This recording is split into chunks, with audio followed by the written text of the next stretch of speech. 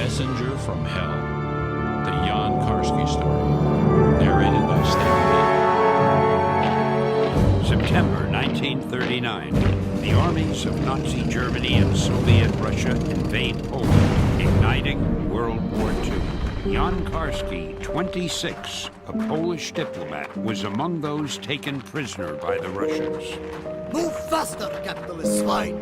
Released by the Russians in a prisoner exchange, Karski joined the Polish underground and was assigned to serve as a courier, bringing information about occupied Poland to the outside world. On a mission to Slovakia in July 1940, he was captured by the Nazis.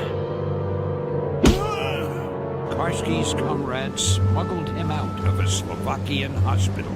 Hurry to the forest! Before long, he was back in action and would soon be given an assignment that would change his life forever. Warsaw, Poland's capital, was home to more than 350,000 Jews. The Nazi occupation forces created a ghetto there by walling off a small part of the city and forcing all of Warsaw's Jews inside. Nearly 100,000 Jews in Warsaw died of starvation or disease. In July 1942, the Nazis began mass deportations of Jews from Warsaw to the Treblinka death camp, where nearly all of them were gassed upon arrival. No need to be alarmed. You will be resettled in the east, where you will do good, honest labor. There is nothing to fear. An estimated 265,000 Jews were deported. In just 7 weeks, another 35,000 were killed by the Germans in Warsaw during the course of the roundups. Jan, we must tell the world what the Germans are doing to the Jews of Warsaw. We are arranging for you to meet with some men from the ghetto's underground, and then you will be sent abroad to report firsthand on what is happening there. They met in a bombed-out house just outside the ghetto walls. It was an evening of nightmare, but with a painful, oppressive kind of reality that no nightmare ever had. I sat in an old rickety armchair as if I had been pinned there, barely able to utter a word. Karski recalled later. Tens of thousands have been rounded up at gunpoint. Then they are crammed into cattle cars so tight they cannot sit down. They are taken to a camp called Treblinka. There they are, put in gas chambers and murdered. Their bodies are burned in crematoria. This happens every day. Thousands every day. The two men paced the floor violently, their shadows dancing weirdly in the dim light. It was as though they were unable even to think of their dying people and remain seated. What's the good of talking? What reason do I have to go on living? You Poles are also suffering. But after the war, Poland will be restored. Your wounds will slowly heal. By then, however, Polish Jewry will no longer exist. Hitler will lose this war, but he will win the war he has declared against the Polish Jews. Before you go, you need to see the ghetto for yourself. Are you willing to come with us? They pleaded with Karski to take their message to British Prime Minister Winston Churchill, American President Franklin Roosevelt, and any other government officials he could reach. They asked Karski if he, as a Catholic, could arrange a meeting with officials of the Vatican, or even with Pope Pius XII himself. Reaching the ghetto was simple enough. Comprehending it was another matter. Welcome to hell. Suddenly, they heard gunfire. Hurry! Into this building! It's the Hitler youth. They're having a Jew hunt. That's what they do when they get bored. It's almost too horrible to believe. How can such a place exist? There is something else you must see. One of our people will meet you at the train station early tomorrow morning. Disguised as Ukrainian militiamen, Karski and his guide took a 6-hour train ride to a site called Izbica. Izbica is a sorting station.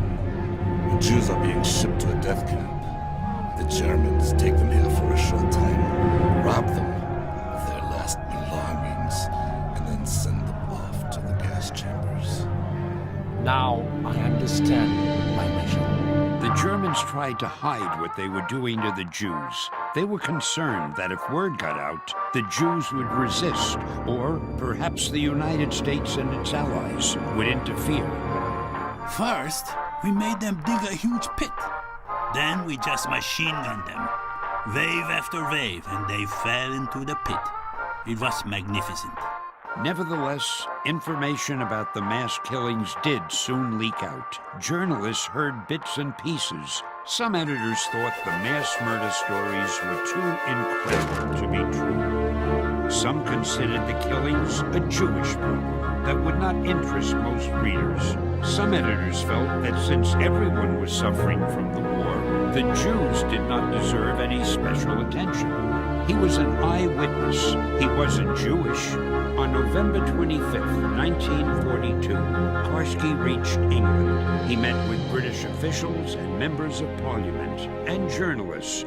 To each, he presented his grim description of the Warsaw Ghetto, the Izbica transit station, and everything else he had seen. It was not the first report of the mass killings to reach the West, but it was one of the most detailed. It provided crucial information that was not previously known, and it was delivered by an actual eyewitness. Karski's testimony horrified his listeners, but it did not bring about the response he had hoped. The Polish president in exile, after meeting with Karski, sent a message to Pope Pius XII, asking him to speak out against the Nazi killings. 6 weeks later, the Pope replied by sending a note saying he had already done all he could. British officials were interested in speaking with Karski, mostly about political affairs in occupied Europe. After listening to Karski's description of the plight of the Jews, Foreign Minister Anthony Eden said, The Polish report on the atrocities has already reached us. The matter will take its proper course. Prime Minister Winston Churchill is too busy to see you. Karski's meetings with refugee advocates and journalists were more successful. They generated a series of reports in the British press and on BBC radio about the slaughter of the Jews. The world-famous author Arthur Koestler wrote articles based on Karski's information for British and American newspapers, and even authored a novel based in part on the Karski mission. The Polish government in exile sent Karski to the United States. The Polish ambassador in Washington arranged for Karski to meet with senior American government officials. One of the most peculiar responses came from Supreme Court Justice Felix Frankfurter. Mr. Karski, I am unable to believe you. Felix, you don't mean it. How can you call him a liar to his face? The authority of my government is behind him. You know who he is. Mr. Ambassador, I did not say this young man is lying. I said I am unable to believe him. There is a difference. It seemed that for Justice Frankfurter, Karski's revelations were just too much to absorb. Others' responses to Karski were colored by different considerations. On July 28th, Karski met with President Franklin Roosevelt in the White House for more than an hour. Karski described the activities of the Polish underground. The president listened with fascination and asked many questions. What about the idea of putting skis on small aeroplanes and having the couriers fly them from England to Poland during the wintertime to bring messages back and forth?